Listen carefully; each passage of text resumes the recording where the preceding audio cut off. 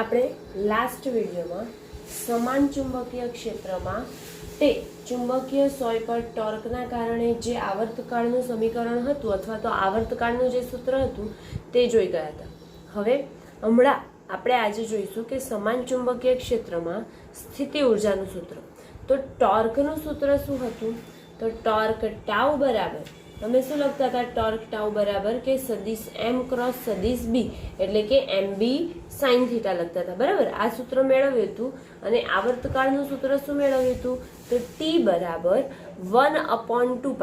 આ સૂત્ર મેળવ્યું હતું આપણે કે ટી બરાબર 1/2π, ટી ઇક્વલ ટુ 2π √I/MB. આ સૂત્ર આપણે મેળવી ચૂક્યા છે. હવે જે ટોર્કનું સૂત્ર મેળવ્યું હતું એ જ ટોર્કના સૂત્રથી, ટોર્કનું સૂત્ર તમે શું મેળવ્યું હતું? તો ટાઉ બરાબર એમ ક્રોસ બી, આવું મેળવ્યું હતું. બરાબર, તેથી ટાઉ બરાબર શું લખતા હતા આપણે? એમ બી સાઇન થીટા. બરાબર, પણ આપણે શું શોધવાનું છે? સ્થિતિ ઉર્જા. સ્થિતિ ઉર્જા શોધવાની હોય તો યુએમ કોની? તો સ્થિતિ ઉર્જા ચુંબકીય ક્ષેત્રની, એટલે આપણે એમ બતાવ્યું. બરાબર, તો યુએમ બરાબર કોનું સંકલન થશે? આટલો નાનો ભાગ ટોર્ક કોણાવર્તન દર્શાવે છે, તો આખાનું કેટલું દર્શાવશે? કેટલા થીટાનો ખંડ બતાવશે? તો આખો થીટાનો ખંડ. માટે સદિશ ટાઉ થીટા ડી થીટા થશે. ઓકે, હવે ટાઉ થીટા ડી થીટા થયું તો ટાઉની કિંમત તો આપણને ખબર કેટલી છે? એમ બી સાઇન થીટા, અને અહીંયા બાજુમાં ડી થીટા, તો સંકલન એમ બી સાઇન થીટા ડી થીટા. હવે સંકલન ડી થીટા કરો છો તો તમને શું મળશે? અહીંયા થીટાનું સાઇન થીટા ડી થીટાનું સંકલન તો કોસ થીટા, પણ કેવો cos theta? Minus cos theta. બરાબર, સંકલન આવે એટલે એમ બી કોસ થીટા અને માઇનસ કોસ થીટા, તો એનો માઇનસ આપણે આગળ લઈ લીધો, તો શું આવશે? માઇનસ એમ બી કોસ થીટા. તેથી યુએમ આપણે યુએમ બરાબર શું મળી જશે? જો કોસ થીટા કાઢીએ તો કઈ પ્રોડક્ટ આવે? ડોટ પ્રોડક્ટ કે ક્રોસ પ્રોડક્ટ? ડોટ પ્રોડક્ટ આવે. માટે માઇનસ સદિશ એમ ડોટ બી મળે છે. શું મળે છે આપણને? સ્થિતિ ઉર્જાનું સમાન ચુંબકીય ક્ષેત્રમાં કોઈ સોય મૂકવામાં આવે ત્યારે સ્થિતિ ઉર્જાનું સૂત્ર યુએમ બરાબર માઇનસ સદિશ એમ ડોટ સદિશ બી મળે છે. અને ટોર્ક સદિશ એમ ક્રોસ સદિશ બી, આમાં જે ડિફરન્સ છે, બે સૂત્ર ભેગા ના થઈ જાય, આપણે યાદ રાખવાની છે. બરાબર, હવે જો થીટા આવ્યો એટલે એના કિસ્સા આવે ને, કે કિસ્સો એક કે જ્યારે થીટા એમ અને બી એટલે કે જે ગજ્ય ચુંબક સાથે 0 ડિગ્રીનો ખૂણો બનાવતો હોય ત્યારે યુ એમ બરાબર માઇનસ એમ બી સાઇન થીટા છે, એમ બી કોસ થીટા છે. તો કોસ 0 ની કિંમત કેટલી થાય? 1 થાય. માટે આપણો જવાબ કેટલો આવશે? એમ બી. અને એ આપણને કેવી સ્થિતિમાં મળ્યું? તો આ મૂલ્ય જે છે માઇનસ એમ બી મળે છે. માઇનસ એમ બી એટલે કે તેનું કેવું મૂલ્ય મળે છે આપણને? લઘુત્તમ મૂલ્ય છે ને, માઇનસની સાઇન એટલે કે લઘુત્તમ મૂલ્ય મળશે. હવે કિસ્સો 2 જોઈએ તો કેટલાનો ખૂણો બનાવે? ધારો કે આપણે કહી દઈએ કે થીટા બરાબર એ 90 ડિગ્રીનો ખૂણો બનાવે છે. કેટલો બનાવે છે? એટલે કે જે ગજ્ય ચુંબક છે એ સદિશ બી ને કેવી રીતે છે? તો એકબીજાને લંબ સ્વરૂપે છે. જો લંબ સ્વરૂપે હોય તો યુએમ બરાબર માઇનસ એમ બી કોસ 90. કોસ 90 ની વેલ્યુ કેટલી થાય? 0 થાય. માટે જવાબ શું આવશે? યુએમ બરાબર 0. અને આ તો સૌથી ઓછું મળ્યું. સેમ એવી જ રીતે જો કિસ્સો 3 જોવા જઈએ તો કિસ્સા 3માં બંને એકબીજાને પ્રતિ સમાંતર એટલે કે એકબીજાથી કેવી દિશા હોય? કે ધારો કે બંનેની દિશા વિરુદ્ધ હોય ત્યારે શું થશે? તો થીટા બરાબર 180 ડિગ્રી થાય.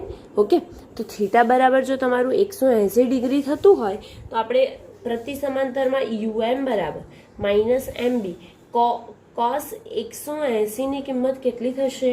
તો કોસ 180 બરાબર માઇનસ એમ બી, અને આની કિંમત -1 થાય. -1 થાય એટલે કે માઇનસ માઇનસ પ્લસ, અને પ્લસ એમ બી આવ્યું. જે મૂલ્ય આપણને કેવું મળે છે? મહત્તમ મૂલ્ય છે. પણ મહત્તમ મૂલ્ય તો તમને મળ્યું, પણ જે અસ્થાયી સ્થિતિમાં છે. મહત્તમ મૂલ્ય તો મળી ગયું, પણ કેવી સ્થિતિ છે, કેવી સ્થિતિ ધરાવે છે, તો અસ્થાયી સ્થિતિ ધરાવે છે. આ આપણું સ્થિતિ ઉર્જાનું સૂત્ર, ચુંબકીય ક્ષેત્ર માટે સ્થિતિ ઉર્જાનું સૂત્ર અહીંયા કમ્પ્લીટ થાય છે. આપણે નેક્સ્ટ જોઈએ કે વિદ્યુત સાથે અને ચુંબકત્વ સાથે બંનેની કઈ કઈ સામ્યતા છે, કે બંને સરખામણી કરીએ તો એમાં કઈ કઈ સામ્યતા આપણને જોવા મળે છે. તો વિદ્યુત અને ચુંબકત્વની સામ્યતા, બરાબર. તો સૌથી પહેલા કોઈક ભૌતિક રાશિ, કોઈ બી ભૌતિક રાશિ જેવી રીતે કે વિદ્યુત ક્ષેત્ર, ચુંબકીય ક્ષેત્ર, આ બધી ભૌતિક રાશિ છે ને, તો ભૌતિક રાશિ આ વિદ્યુત માટે જોઈશું અને આ ચુંબકત્વ માટે જોઈશું, તેના ચુંબકત્વ માટે જોઈશું. તો સૌથી પહેલા કોઈ પણ ભૌતિક રાશિ એટલે ક્ષેત્ર લઈ લઈએ. તો ક્ષેત્ર ભૌતિક રાશિ લો એટલે વિદ્યુત ક્ષેત્ર. વિદ્યુત ક્ષેત્રને શેનાથી દર્શાવશો? ઈથી. ચુંબકીય ક્ષેત્રને શેનાથી દર્શાવો છો? તો સદિશ બીથી દર્શાવાય છે. એવી જ રીતે ધ્રુવની પ્રબળતા, એટલે કે તેમનું આપણે જે ધ્રુવમાન ને વિદ્યુતભાર લેતા હતા તે, તો ધ્રુવની પ્રબળતામાં તમે શું દર્શાવો છો આપણે જોઈએ. ધ્રુવની શું આવશે? ધ્રુવની પ્રબળતા. તો અહીંયા ધ્રુવની પ્રબળતામાં તેનો વિદ્યુતભાર અને અહીંયા ધ્રુવની પ્રબળતામાં QM એટલે કે તેનું શું આવે? ધ્રુવમાન આવે. શું આવે? તેનું ધ્રુવમાન. ત્રીજું અચળાંક લઈએ છો, બરાબર. તો અચળાંક આમાં શું લો છો તમે? વિદ્યુતમાં 1/4πε0. આમાં શું લો છો અચળાંક? μ0/4π. પછી ચોથું જોઈએ તો ડાયપોલ મોમેન્ટ. હવે ડાયપોલ મોમેન્ટમાં શું લો છો? ડાયપોલ મોમેન્ટ જે છે એ P બરાબર 2AQ આવે છે ને. તો P બરાબર આપણે અહીંયા લખીએ છીએ 2AQ. અહીંયા આપણે ડાયપોલ મોમેન્ટ, ચુંબકીય ડાયપોલ મોમેન્ટ કેટલી લઈએ છીએ? તો એને દર્શાવીએ છીએ પહેલાં તો M થી, અને QM એટલે કે તેનું ધ્રુવમાન ગુણ્યા તેમની વચ્ચેનું અંતર આપણે 2L લઈએ છીએ ને, માટે QM ઇન્ટુ કેટલું થઈ જાય? 2L જેટલું. હવે પાંચમું જોઈએ તો પાંચમામાં ડાયપોલની લંબાઈ કેટલી લીધી? હમણાં ઉપર લીધી એ પ્રમાણે ખબર પડી જ જાય કે ડાયપોલની લંબાઈ આ કેટલી લઈએ છીએ આપણે વિદ્યુતમાં? 2A જેટલી લઈએ છીએ. તો ચુંબકત્વમાં કેટલી લઈએ છીએ? તો 2L જેટલી લઈએ છીએ. બંનેની છે ને સરખામણી. છઠ્ઠું, અને ડાયપોલ મોમેન્ટની દિશા. હવે ડાયપોલ મોમેન્ટની દિશા જોવો છો તમે, તો તમે જાણો કે વિદ્યુત હોય ત્યારે એની દિશા કઈ હોય છે? ધનથી ઋણ કે ઋણથી ધન? તો ઋણ વિદ્યુતભારથી ધન વિદ્યુતભાર તરફની હોય છે. માટે આપણે અહીંયા લખીએ કે નેગેટિવ ટુ નેગેટિવ એટલે ઋણ વિદ્યુતભારથી ધન વિદ્યુતભાર તરફની હોય છે. અહીંયા ક્યાં તરફની હોય છે? N થી S તરફ કે S થી N તરફ? તો અહીંયા S થી N તરફ એટલે કે દક્ષિણ ધ્રુવથી ઉત્તર ધ્રુવ તરફ હોય છે. એટલે અહીંયા લખીએ કે S to N ધ્રુવ, બરાબર. આ આપણી સામ્યતા થઈ ગઈ. એવી જ રીતે આખું સ્થિત વિદ્યુત શાસ્ત્ર જોઈએ છે અને ચુંબકત્વ જોઈએ છે. તો આ બંનેની જ્યારે સરખામણી કરીએ છીએ ત્યારે આપણને કંઈક આ રીતે જોવાશે. શું કે જે 1/ε0 લઈએ એની જગ્યાએ આપણી પાસે શું આવશે? μ0/4π આવે છે, બરાબર. એટલે કે μ0 આવે. જ્યારે 1/ε0 આ વ્યસ્ત પ્રમાણમાં હશે અને આ ε0 અંશમાં હશે. એવી જ રીતે પહેલામાં આપણે વિદ્યુતભાર Q લઈએ છીએ વિદ્યુતમાં, અને ધ્રુવમાન કેટલું લો છો? QM જેટલું. ડાયપોલ મોમેન્ટ 2AQ જેટલી થાય છે, આમાં 2L QM જેટલી થાય છે. એવી જ રીતે બળનું સૂત્ર જોઈએ ને, તો બળ બરાબર શું લાગે છે? બળ બરાબર કોનામાં? વિદ્યુતમાં. તો વિદ્યુત બળ કેટલું થઈ જાય? F બરાબર 1/4πε0 Q1 Q2/r² આવે છે. એવી જ રીતે જે ચુંબકીય બળ આપણે જોવા જઈએ છીએ તે ચુંબકીય બળ, બે ચુંબકીય ધ્રુવો વચ્ચે લાગતું ચુંબકીય બળ જોઈએ તો F બરાબર આપણને આ સૂત્ર મળી શકે કે μ0/4π QM1 એટલે કે પહેલાનું, અને QM2 2 એટલે બીજાનું ભાગ્યા કેટલું તો ભાગ્યા તેમના અંતરના વર્ગ જેટલું ભાગ્યા તેમના અંતરના વર્ગ જેટલું એટલે શું લખાય r². હવે વિદ્યુત ડાયપોલની અક્ષ પર આ તો બહુ સારી રીતે આપણે જાણીએ છીએ કે વિદ્યુત ડાયપોલની અક્ષ પર વિદ્યુત ક્ષેત્ર હોય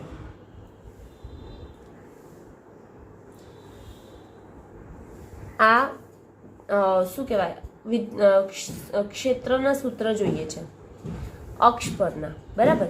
તો વિદ્યુત ડાયપોલની અક્ષ પરનું સૂત્ર તમને મળી જાય તો કેટલું મળે E બરાબર 2kp અપોન r³ જેટલું મળે. ક્યારે કે જ્યારે r is very greater than તેની લેન્થ એટલે કે તેની લંબાઈ. તો આપણને શું મળે વિદ્યુત ડાયપોલની અક્ષ પરનું સૂત્ર 2kp અપોન r³. એવી જ રીતે ગજિયા ચુંબકનું આપણે સૂત્ર આગળ જ મેળવી ચૂક્યા છે અહીંયા કે ગજિયા ચુંબકની અક્ષ પરનું સૂત્ર શું મળે તો ચુંબકીય ક્ષેત્ર સદિશ B બરાબર μ0/4π. જો સદિશ અહીંયા દર્શાવો તો અહીંયા પણ દર્શાવો, અહીં ના દર્શાવો તો અહીં નહીં દર્શાવો. તો μ0/4π 2m અપોન r³ જેટલું આપણને મળે છે. હવે વિષવ રેખા પર અક્ષ પર જોયું એવી રીતે વિષવ રેખા પર વિદ્યુત ક્ષેત્ર અને ચુંબકીય ક્ષેત્રનું સૂત્ર. તો વિદ્યુત ક્ષેત્ર E બરાબર કેટલું મળે છે યાદ હોવું જોઈએ સૂત્ર -kp અપોન r³ અને વિષવ રેખા પર ચુંબકીય ક્ષેત્ર B બરાબર μ0/4π m અપોન r³ જેટલું મળે છે. એવી જ રીતે ટોર્ક. તો અહીંયા ટોર્ક કેટલું ઉદ્ભવે છે ટાઉ બરાબર સદિશ P ક્રોસ સદિશ E એને ડાયપોલ પરથી PE sin θ મેળવ્યું હતો ને બરાબર. તો આનામાં ટોર્ક કેટલું આવે છે તો સદિશ M ક્રોસ B હમણાં જ લખ્યું ને આપણે આ B બરાબર. પછી સ્થિતિ ઉર્જા હમણાં શોધી આની પણ સ્થિતિ ઉર્જા. તો અહીંયા સ્થિતિ ઉર્જા પહેલાં કેટલી મળે છે એ જોઈએ. સ્થિતિ ઉર્જાનું સૂત્ર આ PE sin θ પરથી જ હતું તો U બરાબર સદિશ P ડોટ સદિશ E PE sin θ હતું. અહીંયા કેટલું થઈ જાય તો અહીંયા ચુંબકત્વ માટે સ્થિતિ ઉર્જા U બરાબર માઇનસ સદિશ M ડોટ સદિશ B મળે છે બરાબર. અને કાર્ય છેલ્લું તો કાર્ય માટે જે મળે છે તે W બરાબર PE cos θ1 ઓછા cos θ2. અહીંયા PE લખ્યું તો અહીં શું લખશો તમે MB. તો W બરાબર શું આવે કે MB cos θ1 ઓછા cos θ2. આ બંનેમાં સામ્યતા આપણને જોવાય છે કે ખાલી એમને દર્શાવીએ છીએ એ પ્રમાણે બંને જુદા પડે છે. બાકી સૂત્ર તો તેમના કેવા બને છે એક સરખા એક સમાન બને છે જોવાતા હશે બરાબર. હવે નેક્સ્ટમાં આપણે ચુંબકત્વ માટે ગોઝનો નિયમ જોઈએ છે. જે ચુંબકીય ક્ષેત્ર લાગે છે તે ચુંબકત્વ માટે ગોઝનો નિયમ. આ સામ્યતા તમને ધ્યાનમાં હોવી જોઈએ એટલે કે તમને સરળતા પડશે કે ચુંબકીય ક્ષેત્ર અથવા તો ચુંબકત્વ અને જે સ્થિત વિદ્યુત શાસ્ત્ર છે એ બંનેના સૂત્ર મોડે કરવામાં સહેલાઈ થઈ જશે. આ સામ્યતા તમે ધ્યાન રાખી લેશો તો બરાબર. હવે ચુંબકત્વ માટે આપણે આગળ જોઈએ ગોઝનો નિયમ. આપણે વિદ્યુત ક્ષેત્ર માટે પણ ગોઝનો નિયમ જોયો તો બરાબર. ગોઝનો નિયમ શેમાં આવતો હતો ફ્લક્સ માટે આવતો હતો. કોઈ પણ બંધ પૃષ્ઠ હોય તો કોઈ પણ સપાટીનું બંધ પૃષ્ઠ જે છે તેના વિદ્યુત ભાર અને શૂન્ય અવકાશમાં રહેલી પરમિટિવિટીના ગુણોત્તરને આપણે શું કહીએ છીએ તો તેનો ગોઝનો નિયમ કહેતા હતા. ફાઈ વિદ્યુત ફ્લક્સ મળતું બંધ પૃષ્ઠમાં મળતું વિદ્યુત ફ્લક્સ તેના Q અપોન એપ્સાઇલોન 0 ગુણોત્તર જેટલું થતું હતું. તો આપણે ફાઈ બરાબર Q અપોન એપ્સાઇલોન 0 લખતા હતા. હવે અહીંયા ગોઝના નિયમમાં શું આવે તે આપણે જોઈએ.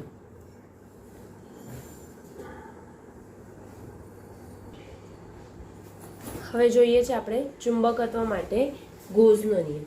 તો સૌથી પહેલાં તમને એક આકૃતિ જોવાઈ રહી છે. તે આકૃતિમાં ચુંબકીય ક્ષેત્રની દિશા દર્શાવેલી છે બરાબર. ચુંબકીય ક્ષેત્રની દિશા દર્શાવેલી છે તેનામાં આકૃતિમાં દર્શાવ્યા પ્રમાણે એક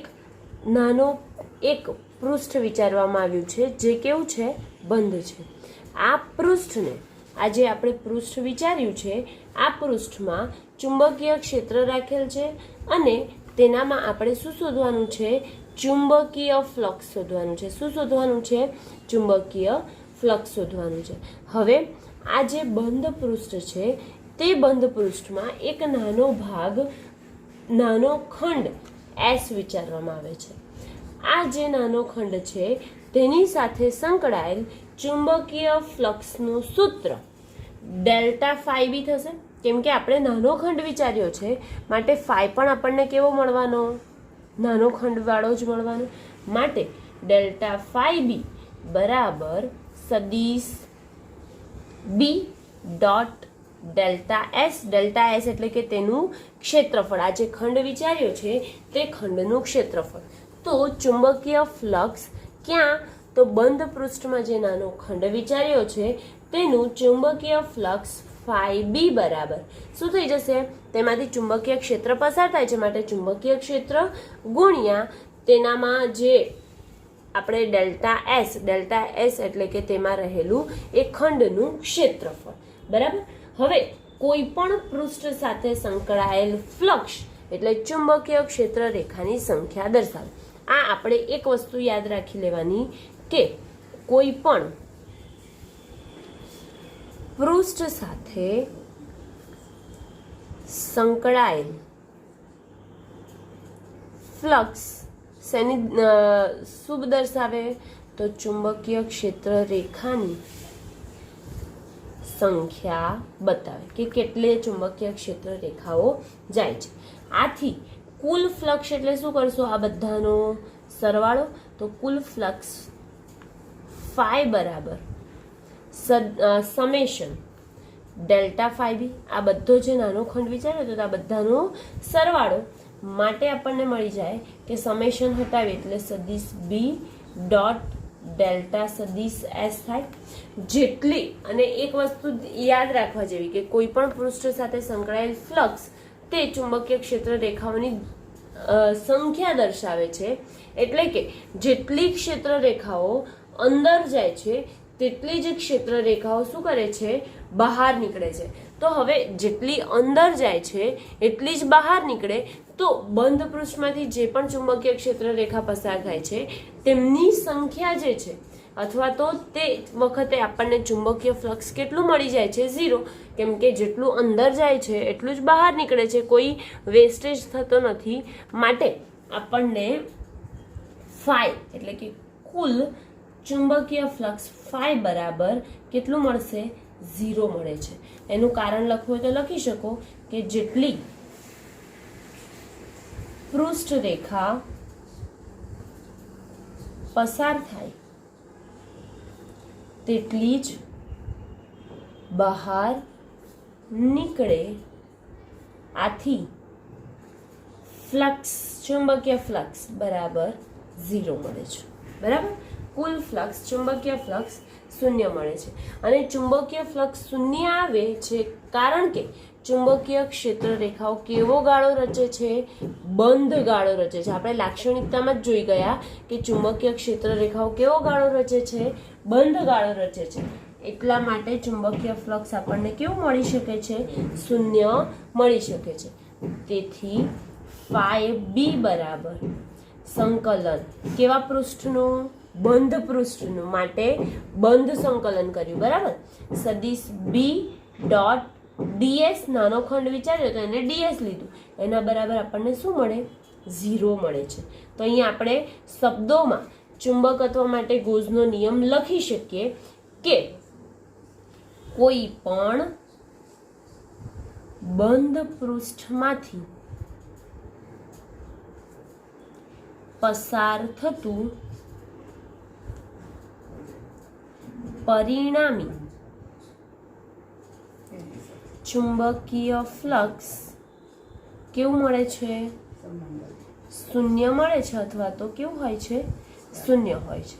કોઈ પણ બંધ પૃષ્ઠમાંથી પસાર થતું ચુંબકીય ફ્લક્સ કેવું મળે છે? 0 મળે છે. અને ફ્લક્સ 0 બંધ ફ્લક્સ કેવી રીતે મળ્યું? તો ચુંબકીય ક્ષેત્ર રેખાઓ કેવો ગાળો રચે છે? બંધ ગાળો રચે છે. આથી ફ્લક્સ આપણને કેવું મળે છે? શૂન્ય મળે છે. હવે આપણે સરખામણી કરીએ. આપણને phi b બરાબર બંધ સંકલન સદિશ b ડોટ ds મળ્યું છે. તો એ પ્રમાણે આપણે ગોઝના નિયમની વિદ્યુત માટે અને ચુંબકત્વ માટે બંને માટે સરખામણી કરીએ તો શું મળે કે સમેશન સદિશ E ડોટ ડેલ્ટા S બરાબર તમે શું લખતા હતા? Q upon epsilon 0. આ કોના માટે? વિદ્યુત માટે. અને ચુંબકત્વ માટે જોઈએ તો ચુંબકત્વ માટે શું મળતું હતું? ઉપર લખ્યું તે પ્રમાણે કે સમેશન સદિશ B ડોટ ડેલ્ટા S અથવા તો DS બરાબર કેવું મળે છે? શૂન્ય. એટલે કે આ તફાવત દર્શાવે છે કે અલગ કરેલા ચુંબકીય ધ્રુવોનું અસ્તિત્વ જાણવા મળતું નથી. બે ચુંબકીય ધ્રુવોને અલગ કરી દીધા પછી તેમનું અસ્તિત્વ છે કે નહીં, એટલે કે તે અસર દર્શાવશે કે નહીં, તે આપણે જાણી શકતા નથી. ઓકે, અહીંયા આપણે ચુંબકત્વ માટે ગોઝનો નિયમ જે છે એ કમ્પ્લીટ થાય છે. હવે આપણે નેક્સ્ટ જોઈશું કે પૃથ્વીનું ચુંબકત્વ. પૃથ્વીનું ચુંબકત્વ એટલે કે પૃથ્વીમાં દરેક જગ્યાએ સપાટી પર અથવા તો પૃથ્વીના અંદર ભાગમાં થોડેક અંદર ભાગમાં આપણને શું જોવાય છે? ચુંબકીય અસર જોવાય છે. ચુંબકીય અસર જોવાય છે તે કેવી રીતે થાય છે અસર, અથવા તો એ ચુંબકત્વ પૃથ્વીને કેવી રીતે છે, વિષુવરેખા પર, કેટલા રેખાંશ પર, તે બધું આપણે ઉત્તર ધ્રુવ, દક્ષિણ ધ્રુવ અથવા તો પૂર્વ અને પશ્ચિમ બાજુ કેટલું એનો અક્ષાંશ અને રેખાંશ છે તે આપણે હવે પૃથ્વીનું ચુંબકત્વ જે છે તેમાં આપણે જોઈશું.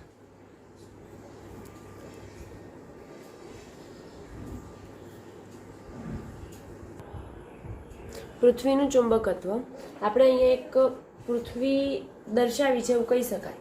બરાબર. હવે આ જે પૃથ્વી દર્શાવી છે તેનામાં તેના અક્ષ હોય, વિષુવવૃત્ત હોય. બરાબર. આ બધું આપણને ખબર છે. તો એ પ્રમાણે ચુંબકત્વ જોવાનું છે, પૃથ્વીનું ચુંબકત્વ. તો દરેક જગ્યાએ પૃથ્વી જુદા જુદા સ્થાને તેમની ચુંબકીય ક્ષેત્ર રેખાઓની પ્રબળતા જુદી જુદી હોય છે. કોઈક જગ્યાએ વધારે હોય છે, કોઈક જગ્યાએ ઓછી હોય છે. તેના ચુંબકત્વ પર તે આધાર રાખે છે. બરાબર કે આખી પૃથ્વી પર સમાન ચુંબકીય ક્ષેત્ર વિસ્તરેલું છે અથવા તો તેની ક્ષેત્ર રેખાઓ સમાન છે તેવું આપણે કહી શકતા નથી. દરેક જગ્યાએ તેની પ્રબળતા જુદી જુદી છે. બરાબર.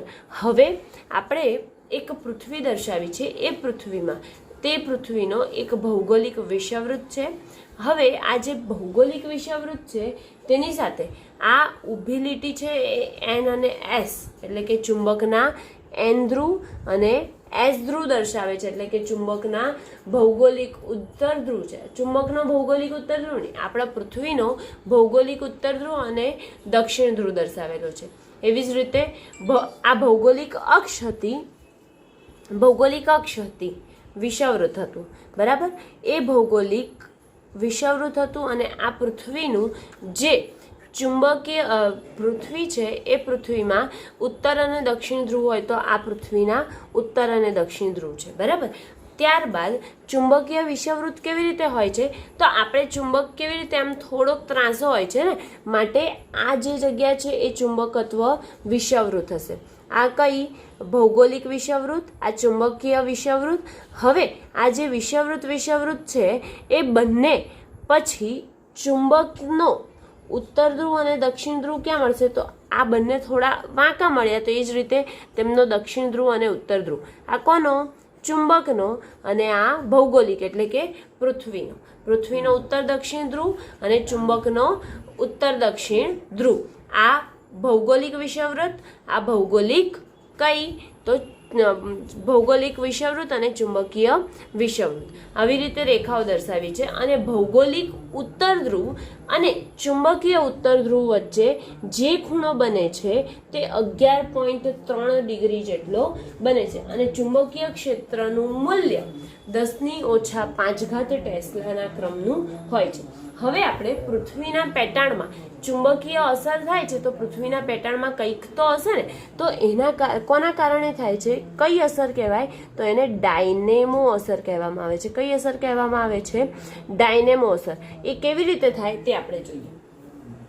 તો આપણે પહેલાથી એવું માનીએ છીએ કે પૃથ્વીના કોઈક પેટાળમાં ઊંડે તેની ભ્રમણ અક્ષ પર રહેલા ખૂબ મોટા ગજ્યા ચુંબકના કારણે જ ચુંબકીય ક્ષેત્ર ઉદ્ભવે છે. શું કે પૃથ્વીના પેટાળમાં ઊંડાણમાં ઊંડે ભ્રમણ અક્ષ પર ગજ્યો ચુંબક અથવા તો ચુંબક રહેલ છે, તેના કારણે ચુંબકીય ક્ષેત્ર ઉદ્ભવે છે. પરંતુ આવું જે માનવામાં આવે છે તે બિલકુલ કેવું છે? આ સ્ટેટમેન્ટ ખોટું છે. આ વાક્ય સત્ય છે જ નહીં. શું થાય છે ખરેખર? તો કે હવે આપણે જે માનીએ છીએ વૈજ્ઞાનિકોના તારણ પરથી કે પૃથ્વીના કેન્દ્ર ભાગની બહારના વિસ્તારમાં રહેલા પીગળેલ પ્રવાહીનું સંવહન ગતિના કારણે વિદ્યુત પ્રવાહ ઉદ્ભવે છે. પૃથ્વીનો જે કેન્દ્ર ભાગ છે એ પૃથ્વીના કેન્દ્ર ભાગની બહારના વિસ્તારમાં કોઈક પ્રવાહી પીગળેલ છે. હવે આ જે પ્રવાહી પીગળેલ છે તેના કારણે શું થાય છે?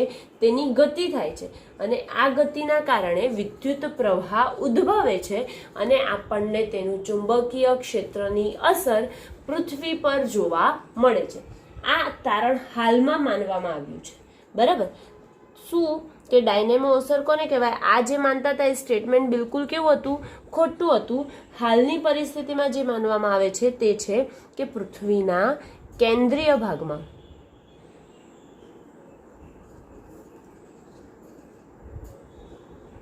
ની બહારના વિસ્તારમાં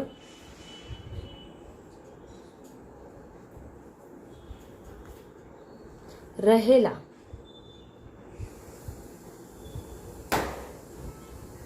પીગળેલ પ્રવાહી ગતિ કરે છે, તેના કારણે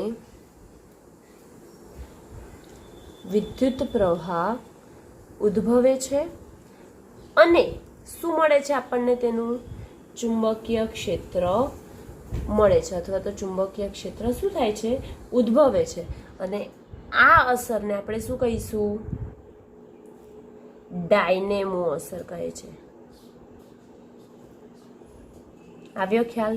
ડાયનેમો અસર કોને કહેવાય? તો પૃથ્વીના કેન્દ્રીય ભાગની થોડીક બહારના વિસ્તારમાં કોઈક પીગળેલ પ્રવાહી છે. આ પીગળેલ પ્રવાહી તેની સંવહન ગતિ કરે છે, તેના કારણે તેનો વિદ્યુત પ્રવાહ રચાય છે. વિદ્યુત પ્રવાહ ઉદ્ભવે તો આપણને ચુંબકીય ક્ષેત્ર ઉદ્ભવે છે તેવી ખબર પડે, અને આ અસરને આપણે શું કહીએ છીએ? ડાયનેમો અસર કહેવામાં આવે છે. પૃથ્વીની ચુંબકીય ક્ષેત્ર રેખાઓ ગજિયા ચુંબકીય ક્ષેત્ર રેખાઓ જેવી જ જોવા મળે છે. કેવી? કે તેઓ એકબીજાને છેદતી નથી, અને કેવો ગાળો રચે છે? બંધ ગાળો રચે. એટલે કે પૃથ્વીની ચુંબકીય ક્ષેત્ર રેખા અને ગજિયા ચુંબક ની ક્ષેત્ર રેખા કેવી હોય છે? સમાન હોય છે, અથવા તો તેના જેવી જ જોવાય છે. અને આપણે એક હજી કીધું કે પૃથ્વીના કેન્દ્ર પાસે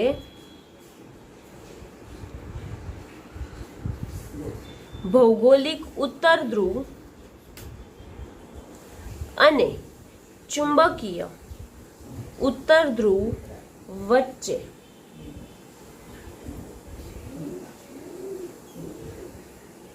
બનતો ખૂણો લગભગ 11.3 ડિગ્રી જેટલો છે. એટલે કે પૃથ્વીના કેન્દ્રમાં રહેલ કાલ્પનિક ગજ્યા ચુંબક, ઓરિજિનલમાં તો ગજ્યા ચુંબક છે કે નહીં એ તો નથી જ ખબર આપણને, પણ પૃથ્વીના કેન્દ્રમાં રહેલ કાલ્પનિક ગજ્યા ચુંબકની અક્ષ અને પૃથ્વીના ભ્રમણ અક્ષની વચ્ચે કોઈ બંને એક જ નથી. એક જ જોવાય છે? ના, બંને કેવી છે? અલગ અલગ છે, અને તેમની વચ્ચે કોઈ ચોક્કસ ખૂણો બને છે જે છે 11.3 ડિગ્રી જેટલો આશરે બનતો હશે. આ દ્વિધ્રુવીના કારણે ચુંબકીય ક્ષેત્ર રેખાઓ પૃથ્વીમાંથી જ્યાંથી બહાર નીકળે છે ત્યાંથી જ સમાય છે. જ્યાંથી બહાર નીકળે છે ત્યાં જ સમાય છે. આપણે આગળ જોયું કે જ્યાંથી બહાર નીકળતું હોય ત્યાં જ જ્યાંથી બહાર નીકળે છે ત્યાં જ સમાઈ જાય છે. આનામાં શું જોયું હતું કે જે ક્ષેત્ર રેખાઓ છે જાય છે, અંદર જાય છે એટલી જ બહાર નીકળે છે. બરાબર. એના માટે આપણને ફ્લક્સ કેવું મળતું હતું?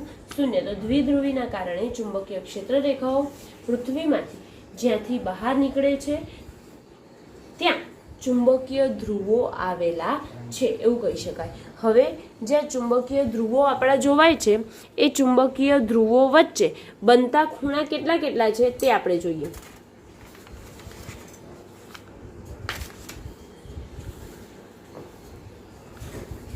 દ્વિધ્રુવીના કારણે ક્ષેત્ર રેખાઓ પૃથ્વીમાંથી જ્યાંથી બહાર નીકળે છે ત્યાં ચુંબકીય ધ્રુવો રચાય છે. અને આ જે ચુંબકીય ધ્રુવો કયા કયા હોય? તો એક તો ઉત્તર ધ્રુવ હશે અને તેનો દક્ષિણ ધ્રુવ હશે. તો ચુંબકીય ઉત્તર ધ્રુવનું સ્થાન 79.74 ડિગ્રીના નોર્થ અક્ષાંશ અને 71.8 ડિગ્રી વેસ્ટ ના રેખાંશ પર ઉત્તર કેનેડામાં છે. આ છે ને તમને એક માર્કના પ્રશ્નમાં પૂછાઈ શકે કે ચુંબકીય ઉત્તર ધ્રુવનું જે સ્થાન છે તે 79.74 ડિગ્રી નોર્થ અક્ષાંશ અને 71.8 ડિગ્રી વેસ્ટ રેખાંશ પર ઉત્તર કેનેડામાં આવેલું છે. એવી જ રીતે કયો ધ્રુવ બાકી રહ્યો? તો તેનો દક્ષિણ ધ્રુવ બાકી રહ્યો. બરાબર. તો દક્ષિણ ધ્રુવનું જે સ્થાન છે તે એન્ટાર્કટિકામાં 79.14 ડિગ્રીના સાઉથ એટલે કે દક્ષિણ અક્ષાંશ અને 180.22 ડિગ્રીના ઈસ્ટ એટલે કે પૂર્વ રેખાંશ પર છે. અને ક્યાં આવેલું છે? તો એન્ટાર્કટિકામાં છે. ચુંબકીય દક્ષિણ ધ્રુવનું સ્થાન એન્ટાર્કટિકામાં છે. કેટલા અક્ષાંશ પર? તો 79.14 ડિગ્રી એસ અને 180.22 ડિગ્રીના રેખાંશ પર આવેલું છે. હવે ઉત્તર ધ્રુવ અને દક્ષિણ ધ્રુવ કોને કહેવાય? તો પૃથ્વીનો જે ધ્રુવ ઉત્તર દિશા તરફ હશે તેને ઉત્તર ધ્રુવ કહીશું અને પૃથ્વીનો જે ધ્રુવ તેની દક્ષિણ દિશા તરફ હશે તેને તેનો ભૌગોલિક દક્ષિણ ધ્રુવ કહેવામાં આવે છે.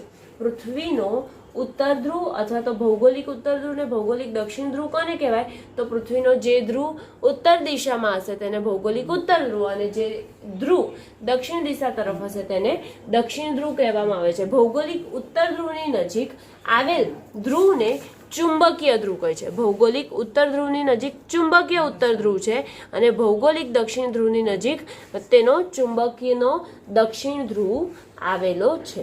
બરાબર.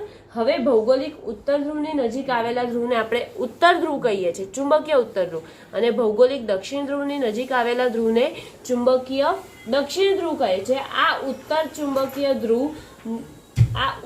ચુંબકીય ધ્રુવ જે છે તેમાં ક્ષેત્ર રેખાઓ ક્યાં જાય છે? તો અંદર તરફ જતી દિશામાં છે અને અહીંયાથી ક્યાં નીકળે છે? તો બહાર નીકળે છે. બરાબર. ચુંબકીય ઉત્તર ધ્રુવમાંથી પ્રવેશે છે અને દક્ષિણ ધ્રુવમાંથી બહાર નીકળે છે. આ પૃથ્વીનું ચુંબકત્વ છે જેનામાંથી એમસીક્યુ આવી શકે તે અહીંયા કમ્પ્લીટ થાય છે.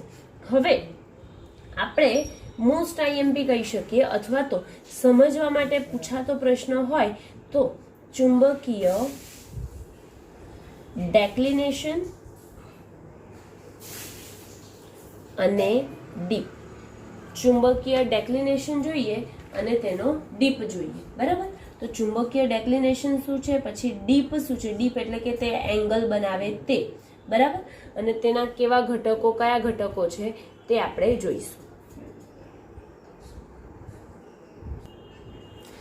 ભૌગોલિક મેરેડિયન જોઈએ.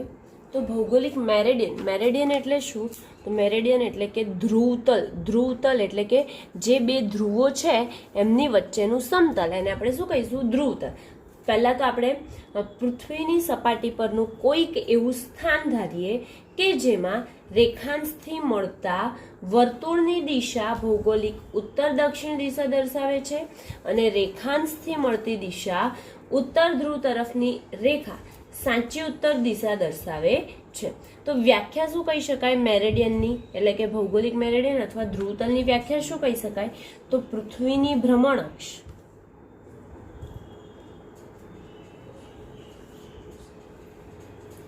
અને રેખાંશ વૃત્તમાંથી પસાર થતા ભૌગોલિક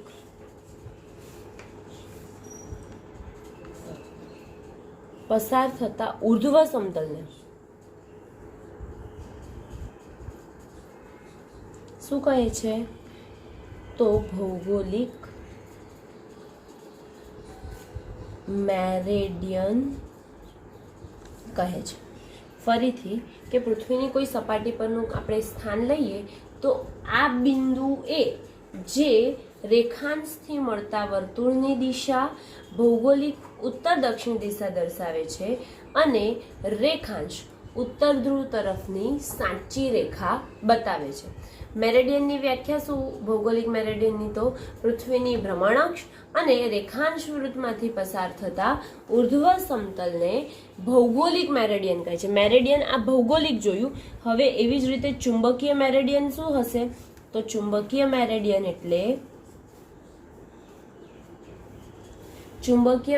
એટલે પૃથ્વીની સપાટી પરના આ જ સ્થાને પૃથ્વીના ચુંબકીય ઉત્તર અને દક્ષિણ ધ્રુવોને જોડતી કાલ્પનિક રેખામાંથી પસાર થતા ઉર્ધ્વ સમતલને ચુંબકીય મેરેડિયન કહેવામાં આવે છે. શું? પૃથ્વીની સપાટી પરના આ જ સ્થાને પૃથ્વીના ચુંબકીય ઉત્તર દક્ષિણ ધ્રુવ એક સાથે જ લખી કાઢીએ એટલે અલગ અલગ ના લખવું પડે. ચુંબકીય ઉત્તર દક્ષિણ ધ્રુવ ને જોડતી કાલ્પનિક રેખામાંથી પસાર થતા ઉર્ધ્વ સમતલને